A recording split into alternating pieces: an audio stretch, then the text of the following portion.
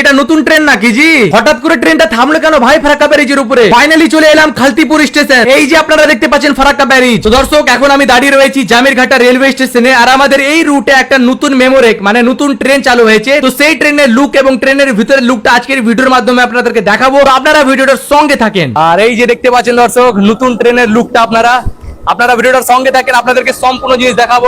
এই হচ্ছে সেই নতুন ট্রেন। চলো আসো ট্রেনে চড়ি, আসো তাড়াতাড়ি।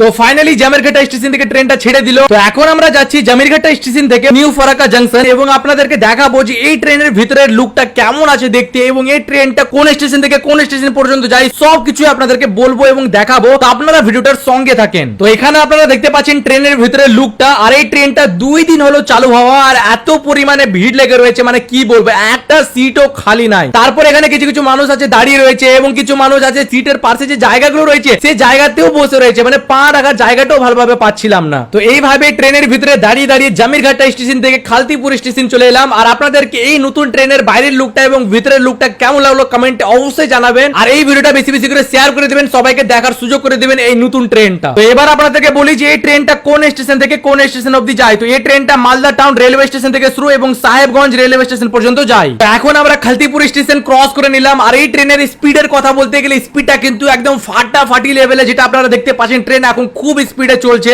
তারপর এই যে আপনারা সামনে দেখতে পাচ্ছেন কালিয়াচক কলেজের দৃশ্যটা, আর ট্রেন থেকে সত্যি খুব সুন্দর লাগছে কালিয়াচক কলেজের দৃশ্যটা। তারপর এই যে আপনারা সামনে দেখতে পাচ্ছেন ড্রিম ভ্যালি চিলড্রেন পার্ক। আর এখনকার সময়ে পার্কটা খুব ভাইরাল চলছে, জানি না কে ভাইরাল করেছে এই পার্কটাকে, বাট এখনো ভিড় লেগে রয়েছে ভাই এই পার্কের ভিতরে। তারপর ফাইনালি আমরা চলে এলাম চামাগ্রাম রেলওয়ে স্টেশনে। এবার আপনাদেরকে একটু একটু করে দেখিয়ে দিব এই ট্রেনের বাইরের লুকটা আসলে দেখতে কেমন আছে। তো এখানে আপনারা দেখতে পাচ্ছেন ট্রেনের বাইরের লুকটা, আর ট্রেনের লুকটা কিন্তু সত্যি অসাম লেভেলের। আর এই প্রথম এরকম একটা train Malda town to Sahebganj রুটে চালু হয়েছে। আর আশা করি আরো কিছু ট্রেন আমাদের এই রুটে চালু হবে, বিশেষ করে বর্ধমান যাওয়ার জন্য এরকম একটা ট্রেন আমাদের এই রুটে চালু হোক, এটা রেলওয়ের কাছে আমাদের অনুরোধ থাকবে। তারপর ফাইনালি ফারাক্কা ব্যারিজে ঢুকলাম। আর ঢোকা মাত্র ট্রেনটা কিন্তু হঠাৎ করে থেমে গেল। আমি কিন্তু ঠিক বুঝতে পারছিলাম না যে ট্রেনটা হঠাৎ করে থামার কারণটা কি ফারাক্কা ব্যারিজের উপরে। তার ঠিক 2 মিনিট পর আবার ট্রেনটা চালু হয়ে গেছিল। আর এখানে আপনারা দেখতে পাচ্ছেন ফারাক্কা ব্যারিজের ভিউটা কত সুন্দর লাগছে। তারপর এখানে জলের ঢেউটা আপনারা দেখতে পাচ্ছেন। তারপরে এই ফারাক্কা ব্রিজে বর্তমান আমি যা দেখলাম ব্রিজের অনেক গেটই বন্ধ আছে, কিছু গেট খোলা আছে, তবে ট্রেন থেকে ফারাক্কা ব্রিজের ভিউটা কিন্তু অসাম লেভেলের। এখানে আপনারা দেখতে পাচ্ছেন কত সুন্দর লাগছে ব্রিজের ভিউটা, আপনারা এখানে দেখতে পাচ্ছেন। তারপর ফাইনালি চলে এলাম নিউ ফারাক্কা জংশন। এবার আপনাদেরকে দেখাবো যে এই ট্রেনটা সামনে থেকে লুকটা কেমন লাগে দেখতে। তো দর্শক আপনারা এখানে দেখতে পাচ্ছেন মেমোরেক ট্রেনের সামনে লুকটা একদম অসাধারণ লেভেলের লুক সামনে আপনারা দেখতে পাচ্ছেন এখানে। আর হ্যাঁ, অলরেডি এই রুটে আগে একটা সাহেবগঞ্জ প্যাসেঞ্জার ট্রেন চালুই ছিল, তার এটা আপগ্রেড ভার্সন। তো যাক, খুব সুন্দর লাগছে মেমোরিক ট্রেনের লুকটা। আপনাদেরকে কেমন লাগলো লুকটা এবং ট্রেনের চারদিকটা আপনারা কমেন্টে অবশ্যই জানাবেন